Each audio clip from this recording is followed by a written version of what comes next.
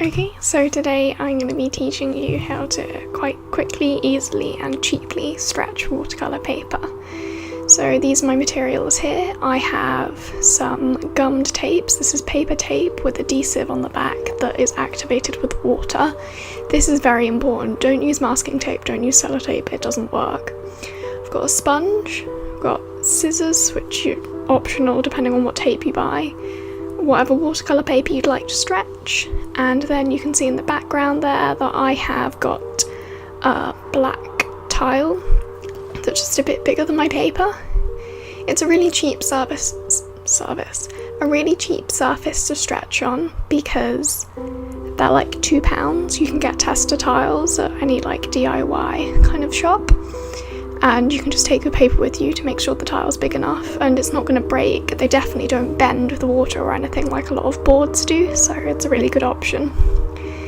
I also cut my tape in half width-wise because I bought quite thick tape and it doesn't need to be that thick, so I might as well get 2 uses out of 1 length. So you just want to cut lengths, so you've got a piece for every side. You want to make sure it's a bit longer than each side of your paper, so that it's definitely got it nice and stuck down and stuck to the tile as well. That's very important. So now here you can see that I ran a bath full of water. It's about 1 inch deep. You don't want to make this warm water. It can be lukewarm or cold, but not warm because you'll melt the sizing in the paper. And just make it deep enough that the water can kind of sit in it. Every couple of minutes you want to come and turn it over and dunk it under again to make sure it's nice and wet and staying wet. How you can tell when the paper is ready is when you pick it up and you bend a corner. If it straightens back out, it's not been in long enough. If it droops, you've put it in too long, so like you want to avoid that. You'd rather have it in for less time than too much, because you'll destroy the sizing in the paper, which is how your paper absorbs the paint well. But if it stays where it is, that's perfect. So in case you didn't know, here are some reasons why you would want to stretch your watercolour paper. So it makes it really flat, so when you're done with your piece there's no rippling and the paper's completely flat, so it looks a lot more professional than a wiggly piece of paper that you then have to flatten under some books, and even then still isn't that flat.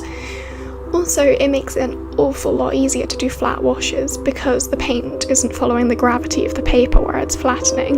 You can throw as much water as you want at this paper and it will not buckle as long as you don't remove it from that tile. So you can paint on it, and then when you're done you use a scalpel to cut it off the tile and it will be really, really flat. So it's very useful both looks wise, and it also helps with your techniques on the watercolour paper. And now here you can see I'm putting my tile down and getting ready to stretch the actual paper. So what you want to do is you want to wet your tile so that, not loads, but you want to use your sponge to just dampen it. This isn't a hugely necessary step, but it does help with things like sometimes your paper can stick to the tile when you're trying to take it off, and it can rip the back of the paper, which isn't a big deal because nobody looks at the back of the paper, but it's still better for like presentation's sake. So then when you want to get your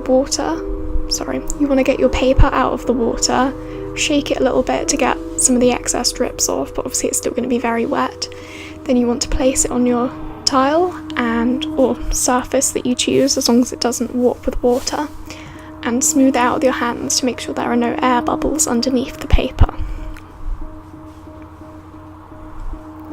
Then you need to have a damp sponge next to you. I'm doing this on top of a towel, by the way, just because it can get quite messy, but not really. It's just water, so it's not a big deal. It's not that messy, but it's still better to have a towel underneath you. So then I use my damp sponge and I press my tape onto the damp sponge. I find that's a really good way to wet it and get the adhesive going, because then it's not too wet. If you've cut your tape in half like me, you want to make sure that you've put the super straight side that came with the tape inwards, so that you've got a nice line, and not the side you've cut, because if, like me, that's quite a wonky side, you don't want a wonky edge on your painting. I do the 2 little sides first, but it's really up to you how you do it.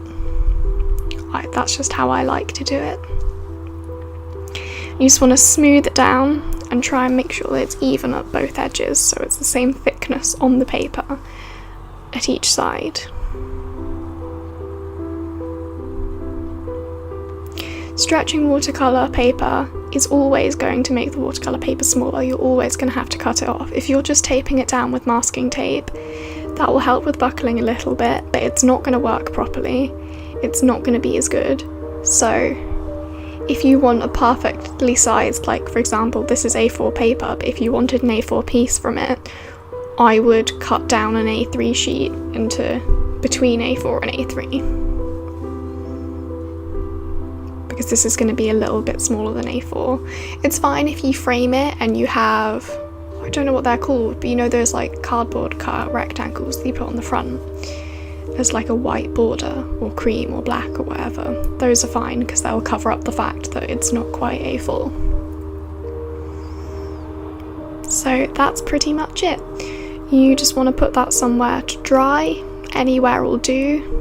I put mine on my desk in our office because there are 2 computers running, so it's the warmest room, so it's gonna evaporate the water quicker and make it drier, and then when it's dry it's ready to work on. And when you finished your painting, you just cut it off with a scalpel and a ruler along the lines of the tape. So I hope that was helpful. If you have any questions, please just leave them in the comments and I'll try to help you.